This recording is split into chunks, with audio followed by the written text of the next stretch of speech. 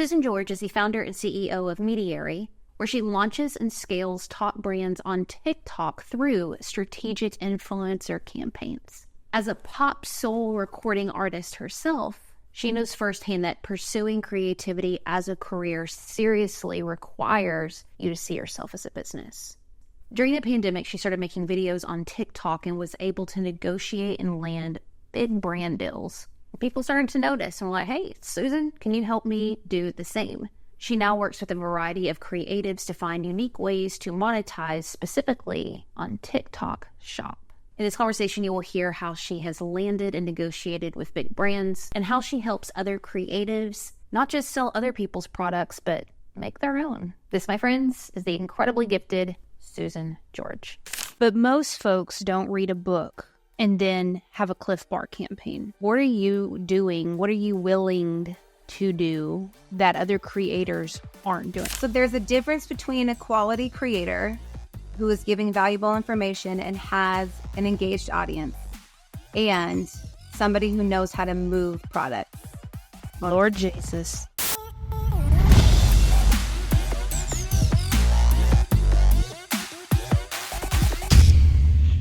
Susan George, when you combine creativity and business together, I think you're friends with Heather because I love both of those worlds. I love figuring out how to build things. And then when you say you can build things for creative people and get more traction on folks who have creative bent towards something that they want to make and produce and express out into the world, man. Yes and amen. Hallelujah. So whenever you and I connected, I just fell in love with you. I think you have a beautiful heart, but you're also brilliant. You're really, really smart when it comes to social media, marketing, branding, figuring out how do artists, how do creatives package what they have and get smart about how they offer it to the world and make some money.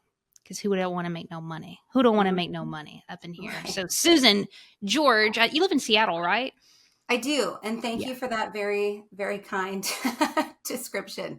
I do live in Seattle, yes. And it's currently muggy here, which is strange to me. I prefer the clouds and the coffee mugs and the sweaters. So summer is like a little intense, but it's beautiful.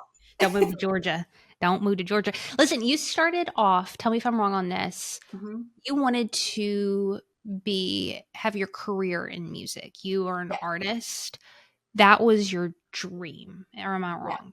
Yeah. You are not wrong there. That was kind of the goal from the jump for me. And I was very surprised when I was 18 and graduating high school and being like, why am I not Britney Spears or Christina Aguilera? Like, I don't understand this. But what's fun is that ultimately that dream kind of launched into what I'm doing now. Mm-hmm. And with social media, giving people the tools and the ability to share what they have to offer the world out there without a label or a giant institution kind of controlling that. That's what I'm most passionate about because it gives creatives and artists a chance to build something and make money and not have to compromise any of those things. So yeah, I was a full-time professional singer since I could walk. Amazingly talented. I was going through your TikTok and listening to you sing this weekend, and I'm like, holy crap, beautiful. Thank you. Thank you very much. It's like, I always say I'm like the closest to God if I'm like on stage and singing, it feels very, not transformative, but I get lost in it. And then now being at home with kids and performing less, it's interesting that it has morphed a little bit for me, and what I'm willing to trade has changed as well. Yeah. At what point did you, and I'm not saying because I know you still perform and write and so forth, but I guess decide that you were going to build something parallel to that and not just be all music? It was probably right around when I got married. How long have I been married? It's like 6 or 7 years. So I had been doing lifestyle writing on the side. So I was a creative writing major in school, and I would do blogs and kind of write about my experiences out and about in Seattle.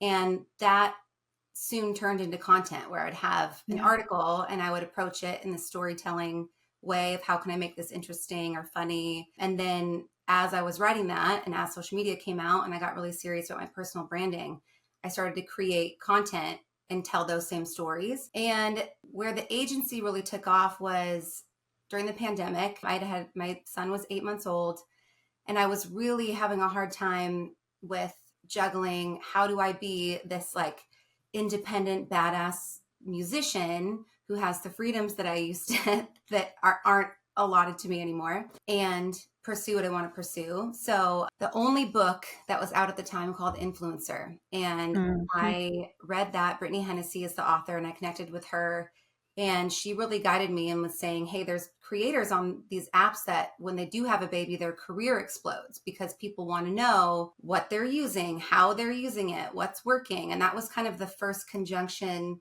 of personal and professional life that I had put together. And so I started doing more blogs, more content just on socials and on my blog outside of music, and kind of working that in. Like we did a Huggies campaign and dressed him up like a rock star and everything. And then when the pandemic hit, obviously there was nothing to write about and there were no venues open. So my husband, Jake, built a stage in our living room, and once a week we would go live. So we would live stream on Facebook, Instagram, and TikTok. And I would do like an hour and a half show, and people would jump on and would give, I want to hear this song, or tell their story. And it was a way for me to still kind of fill that performance need that I had. But what I fell in love with was the connection with people all around the world. And so we'd see people jump on every week, got to know them.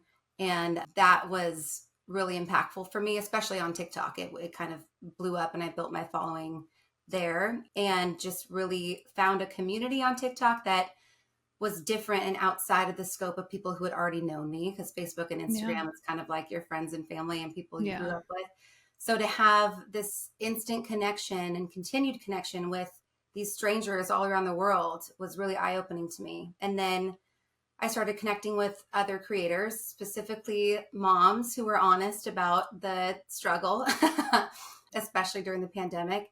And they would have much larger followings than myself. And they started asking me questions like, hey, I want to work with this brand. And I was like, well, stop posting it for free, because you have... Why were they asking you? Because I had done campaigns in the past and started to incorporate working with brands on my social media.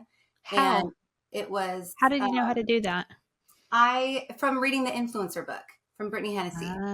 So she was kind of the one that sparked that into my head. And so I was like, after I had a baby, or once I was pregnant, I was like, I got to figure out a way to make some money while I'm not performing and while I'm not, going full fledged on music. And so that was the moment where I was like, okay, well, I can start working with brands. And I didn't have a huge following at the time. So I technically a micro influencer. And at the time, the influencer marketing industry was still relatively new, but there was a lot of people. It was kind of like the perfect curation of Instagram. So when you have all of those, like the fashion bloggers, the travel pics that were kind of perfectly edited. And that has never really been my my style. But it was from working with, like I did like a Cliff Bar campaign, and a lot of these when I was pregnant, but hadn't announced it yet. And so I was trying to just kind of bank campaigns and just get really good at telling the story that I would tell normally, but just... Can I just pause you real quick? I don't want to like roll over this, because the little bit I know about you, the very little bit I know, this sounds like you, what you're telling me. But most folks don't read a book and then have a Cliff Bar campaign. You know what I'm saying? Like, that's not people's normal story. And I'm curious, like, what was like the switch? Like, well, what are you doing? What are you willing to do that other creators aren't doing? Because there are people out there going live. There are people out there who are freaking talented, but they will bitch and complain and whine that they don't have opportunities. And it's easy to be like, oh, well, good for Susan George. You know what I'm saying? But there was something you were willing to do that most people aren't willing to do to have those kind of results very early on. What was it? I feel like I have been blessed to be born without the embarrassment gene. And so I got a chill when you said that. I literally just got a chill.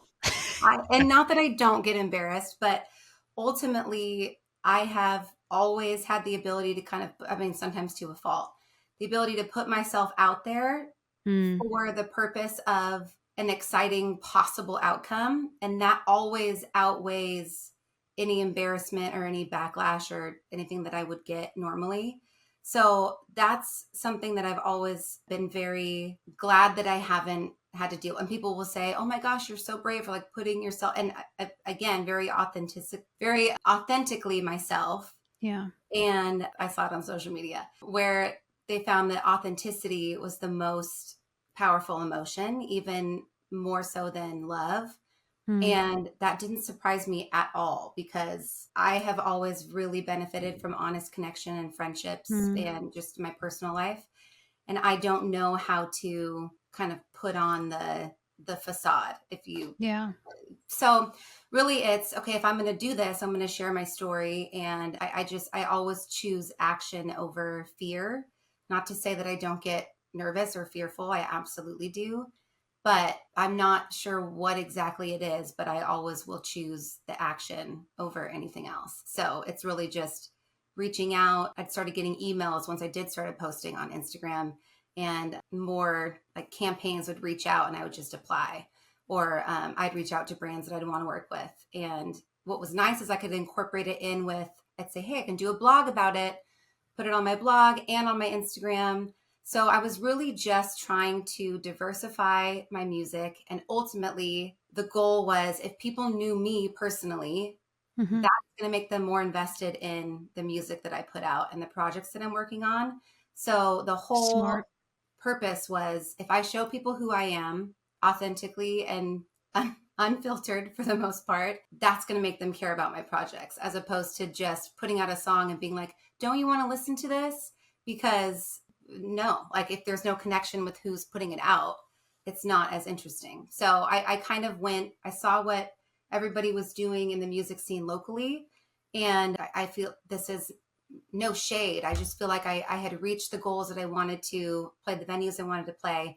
And it kind of turned into, there's not a lot of industry in Seattle. So it kind of turned into the same venues, the same people, the same players. Everyone's immensely talented, but there was no like moving of the needle. So I just thought, if I really want to do this on a big scale, what can I do to position myself, to market myself way outside of my local market and diversify what I'm doing to just allow people to know me, to be invested in my projects. We're about to move into when you started working with other creators and building your agency and the insane amount of success you've had in a very short amount of time with that. But I want to just back into this just a little bit more because, and you mentioned this to me on a DM the other day about, I hate the word balance, figuring out how we become better creators and storytellers in the artistic side to it with the business side, because here you are, mom, young child, husband, you know what I'm saying? And there's only so many hours in a day. And when you have 3 hours, let's say, are you researching and answering emails and doing the hustle grind with that, or spending that time perfecting a script to make this script so freaking good so it attracts more people? And I've been wrestling with this so much because I spend so much time in the creation process, writing and editing and trying to get to be a better storyteller. And that is a full-time job. But then I know for more opportunities, I need to be in DMs and building relationships and figuring out how you kind of navigate both of those worlds. What did you do? I'm getting stressed just saying it. Do you hear the passion coming out of me? I would have to credit my husband for this, because the short answer to your question is, at the end of the night, and I'm a big show, I love shows. Instead of turning on a show, my husband and I kind of got in the habit of having like a working evening, where it started when I had a weekly column and it would be due on Monday and it'd be Sunday night. Like, shit, I got to figure out something to write. So I'm like, don't talk to me for 2 hours. I got to write something. And we fell in love with the process of creation. So I would be like, hey, I'm toying around with this cover song that I'm reworking. And he would use that opportunity, like, let's make a video about it. And he would experiment with his videography skills. I would experiment with just musically what I was doing. And we fell in love with, at the end of the night, instead of, having a show under our belt, we made something. And that's how we spent, I mean, the first few years of our marriage. We just kind of like workshop. We have a podcast that we've been slacking on lately, but I really fell in love with creating content. And like, that's such a blanket statement now, but it was just like with songwriting, when I have an idea and I put it out there, and then talented people help me make it a real song. And then just that whole process of idea to then you have this living, breathing thing that you put out. So it kind of combined what I love about songwriting, what I love about music, and the connection to other people. I was able to parlay that into content creation and fall in love with that process of just making something that we think is cool and that we think is just exciting to do, and make our skills better and better. And I think it was Peter McKinnon. My husband loves videographer YouTubers, learned a ton from them. And he was like, you don't know anything until you do 100 videos. Like, and I tell clients this all the time, because they'll make 20 great pieces of content and they're like, well, it's not doing anything. And I was like, because you don't know where you're going to land, what content is tracking, what people want to know. You can't really have a conversation until you have 100 videos under your belt. And so we we took that as a challenge and be like, let's do as many as we can. So yeah, so it was just kind of that grind, but it didn't feel like a grind because I loved doing it so much. Now you're getting traction at this point. Other creatives are seeing that you're getting deals, that your audience is growing. And then these conversations started turning to like, hey, can you help me do this? Yes, I could. And again, I would connect personally with these women, and then I would see them post something and I would say like, did you get paid for that? Because you should have got paid for that. You would just like straight out just ask them that. Oh yeah. Yeah. I love that. Yeah. And because they, again, had, I think Ashley Lots of Miles, I think she's the whole reason why I started my agency. I adore her. And she probably had around 300,000, 400,000 followers at the time. And there weren't a lot of consistent creators on TikTok yet either, because this was like 2019, 2020. So it seemed like a big pool, but I would see the same people over and over. And she would just be like, well, what do you mean? Like, I don't know what to charge or what to say.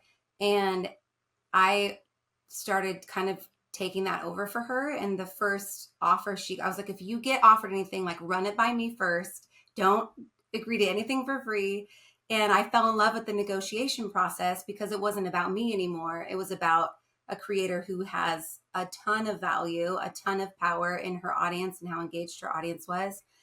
And I believed in the inspirational messages she was saying, her authenticity. And so to be able to take that and fight for her and taking myself out of it was something that I was surprised how much I enjoyed. And like the first campaign, we got her, I think it was an A6 deal. And we got her 3 videos for a much, much higher rate than she would have done it for. So that was kind of the first launching pad. And I just thought like, great, I'll do this for Ashley for a little bit. Did this shock you? Were you like, damn, I'm a badass? Like, did you know you had that in you this whole time? Because that's a big deal that you just had that natural negotiation and whatever skills that involved. I did not know that I had that in me. I have always felt a little split where half of me is the floaty, artist, kind of whatever, go with the flow. But then I would like show up at venues for sound check on time and everyone would be like, why are you here? Like in the musicians world, that's not really that you have a manager who's very type A who can kind of manage all of that.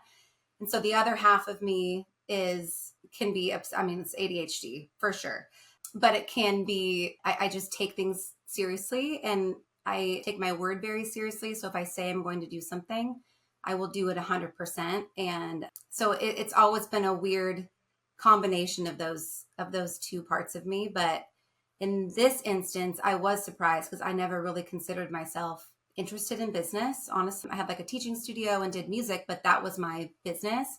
And it was still fun for me. And the business side was always easier. So it definitely surprised me. But I loved it. What surprised me the most was like, ooh, what else can I get Can I get her or other women? And I loved the idea of getting women paid to be authentically themselves online. And as the agency has grown, it can be overwhelming at times, again, because I didn't go to school for business. I am continuously surprised by how well it's done in its, short little lifespan. But ultimately, I have made it a goal that the things that I see in our country, especially that I disagree with, that I feel like are unfair, as opposed to just getting mad about it, I think, okay, if the people in charge value money and power, then I want to do whatever I can to put as much money and power in the hands of women, minorities, and just good people who want to do good things. So that's my current motivation. And I feel like I was figuring that out as I was building this, and really enjoyed, because it was at the time, especially, it wasn't a product. It wasn't a service. It was, this person is an amazing person who's brave enough to show the world, the internet, who they are. And so if I can get them paid to use that in a way that's still authentic to who they are, they're not sharing, bullshit that they don't use or they don't support. I fell in love with that. And that was the intoxicating part for me. And honestly, that's what continues to motivate me, even the changes in industry. And as we grow, that allows me to be motivated, because again, the business side is like it's not my favorite. I would much rather spend way more time in the floaty artist, let's have fun all the time vibe, knowing that that's, not totally the case. But now you have shifted quite a bit. I don't know if you made the full transition, but at first it was all linking brands with creators. And then at some point you shifted to help creators have their own products, right? Yes. So if you can catch me up there, and then I have a hell of a lot of questions for you. Yeah. And it's still shifting. So it's always shifting. I've just yes. decided that we just shift. That is our job description. Always. Shifting. So again, I'll try to keep this concise. So before, we had, because of the women I was working with, because of the creators I was working with, our inbox was constantly flooded with these big brands who would say, can so-and-so post about this? And it was like, yep, great. That was an easy thing to manage. And we would constantly have offers. Then over the last probably 6 months to a year, it's been a blessing to be able to see what the backside of the marketing departments are doing with brands like Costco, Tide, Netflix. Like, you really get to see what they're looking for and what they're willing to pay. And so I usually have been able to see the trends based off of what the big, huge brands are wanting or asking for. And so we started getting less and less kind of cut and dry offers. And a lot of the traditional media was using my creators' videos as stories, like Good Morning America, the Today Show, Kelly Clarkson Show. We would say, hey, can we use this for this story? Or they would have some of my creators on. So I found that in a lot of these interviews, Soliana Sapp, she's hysterical, one of my creators, and she's done, at this point, her Pink Robe has gotten billions of views. She wears it in most of her videos, and she's kind of like telling the truth. She's like, the moms who are like, Mom's Night Out, and they look gorgeous. And then it pans to her, like, just woken up in the morning with her pink robe. So all these interviewers would be like, where's your robe? Where's your robe? And it kind of became her thing. And so I was looking to partner with the robe companies. And my husband was like, what if you just made it? I was like, I don't know anything about manufacturing or like how to do that.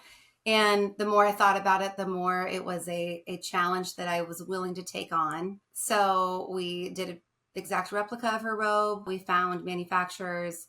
That was like a whole process. And I was like, we'll just do pre-orders and kind of see what happens. And so we sold through the pre-orders pretty quickly. And we were able to fund the first round of robes that came in. And again, the joy in that, seeing how happy it makes her to have a product based off of who she is and what people know her from.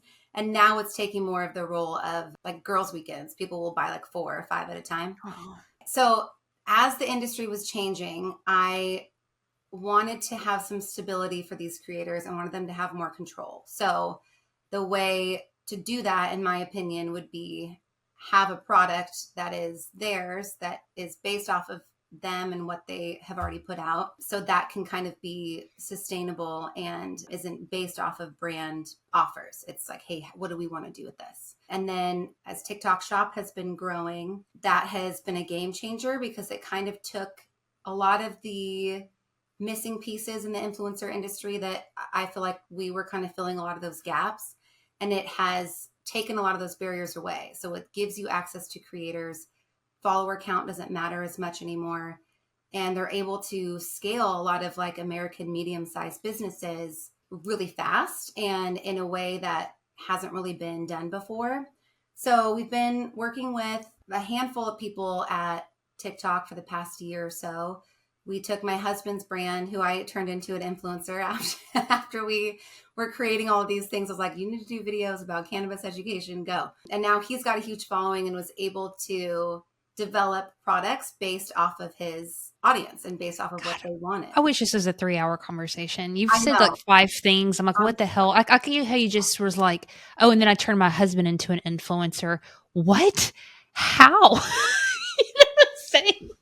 Like, you just say these things in passing. Like, I got a Cliff Bar deal and my husband's now an influencer. And I'm like, whoa.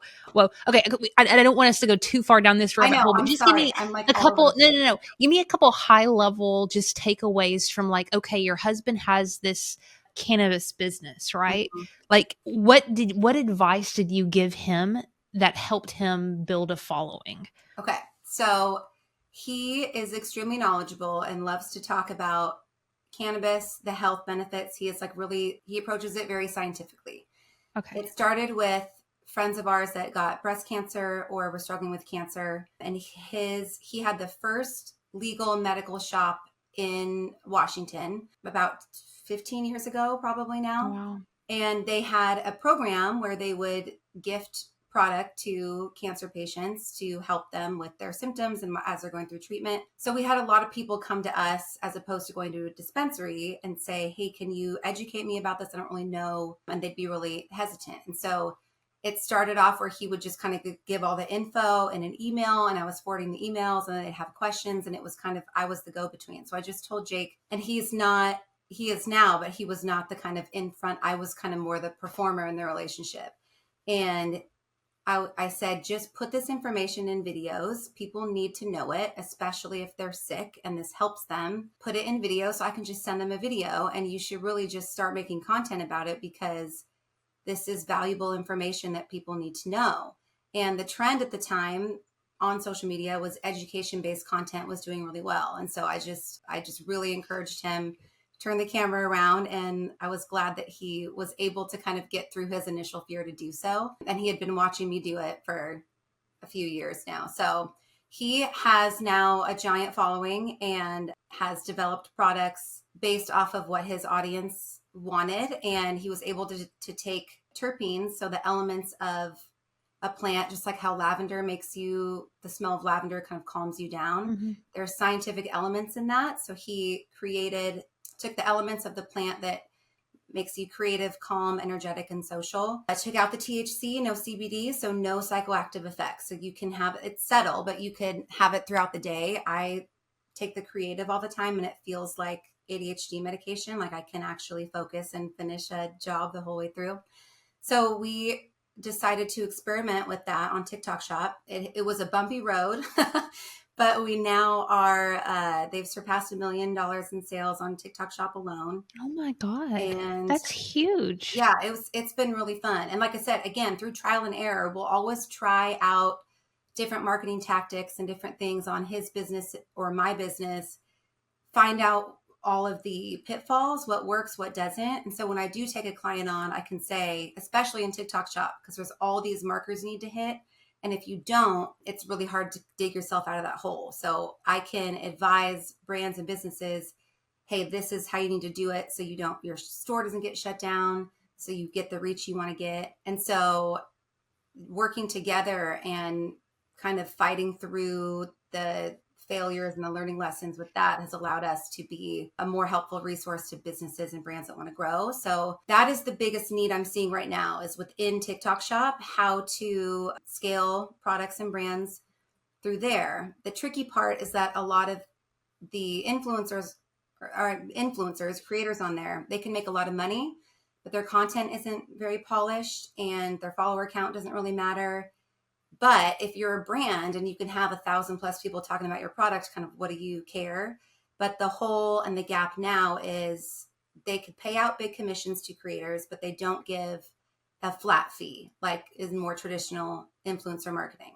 So I'm working with a few people at TikTok, and their biggest issue right now is finding quality creators. So what we had done in the past when I worked with brands, we would have my kind of top influencers do a video about a product. We would see which one is trending or converting the best organically and then turn that into an ad campaign.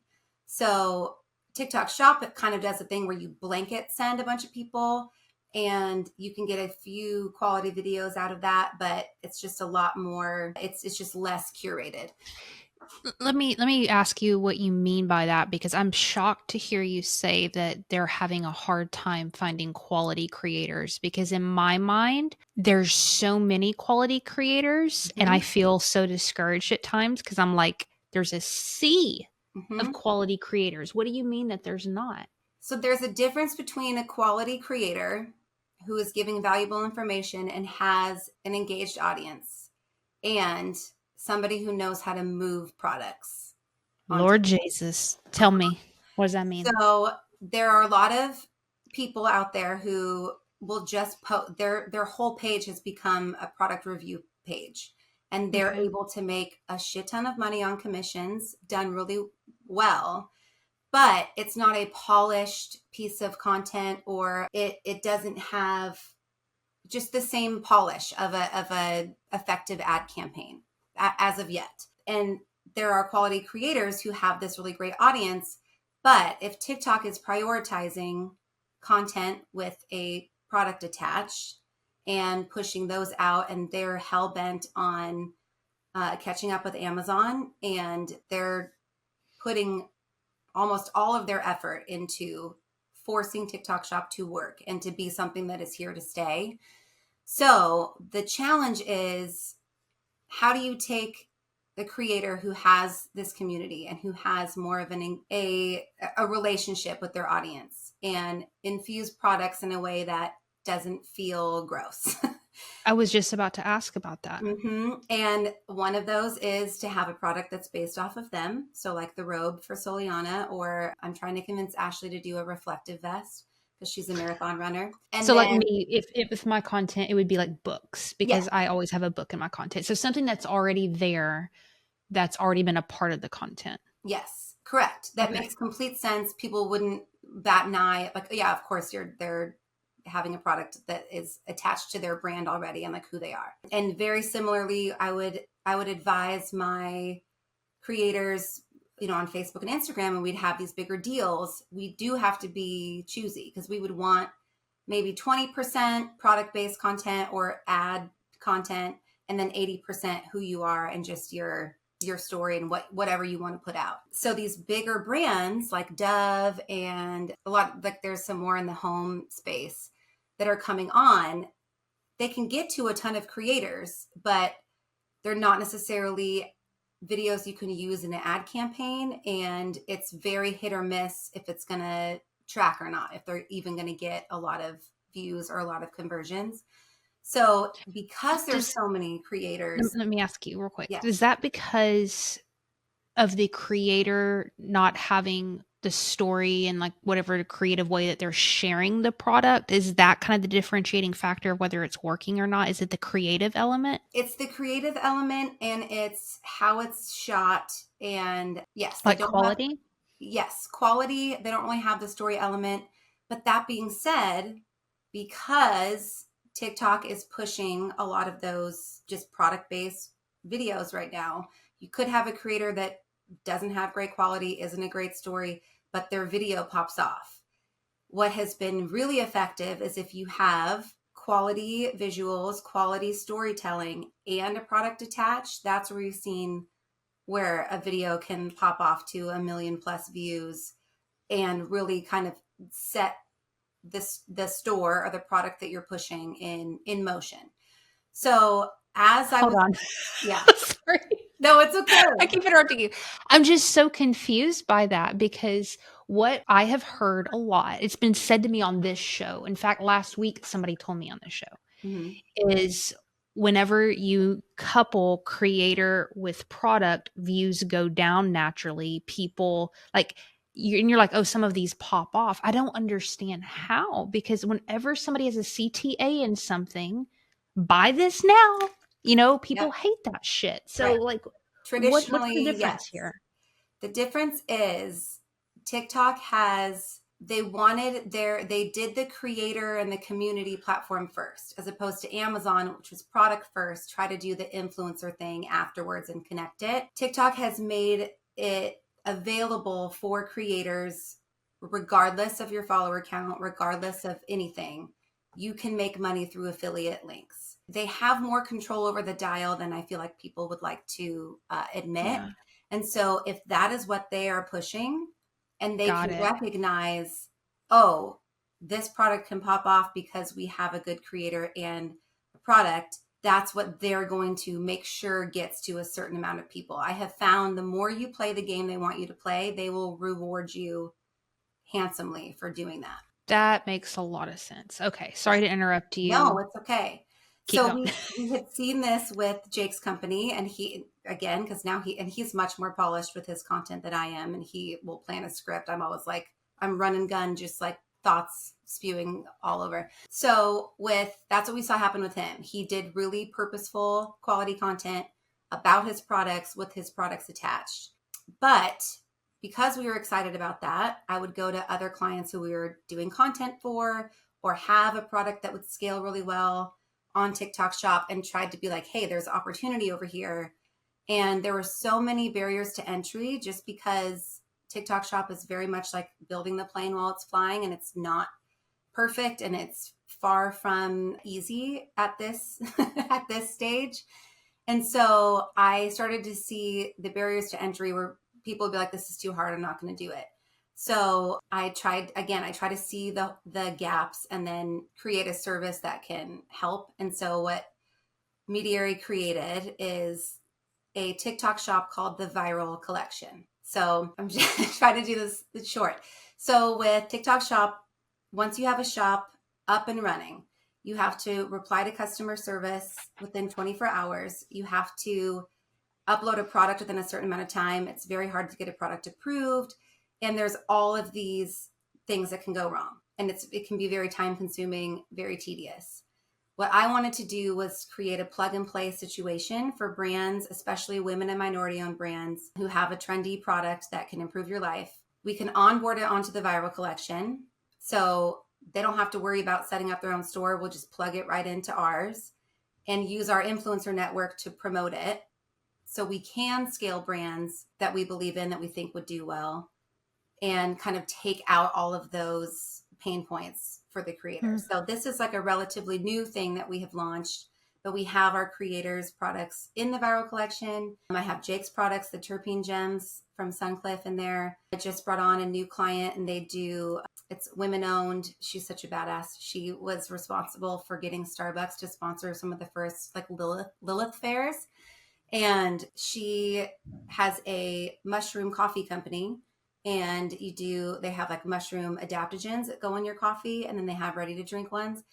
Anyway, very like amazing branding, amazing product, health and wellness. But my goal with that is I want it to be kind of like the virtual Nordstrom, and again, prioritize women, minority owned brands, but have some more high end stuff you can get, and then trendy stuff that's a little bit cheaper that is just fun. So we've been building that out, and I feel like TikTok Shop, especially in the next couple of years, they are positioning themselves to be pretty dominant within the next year or so.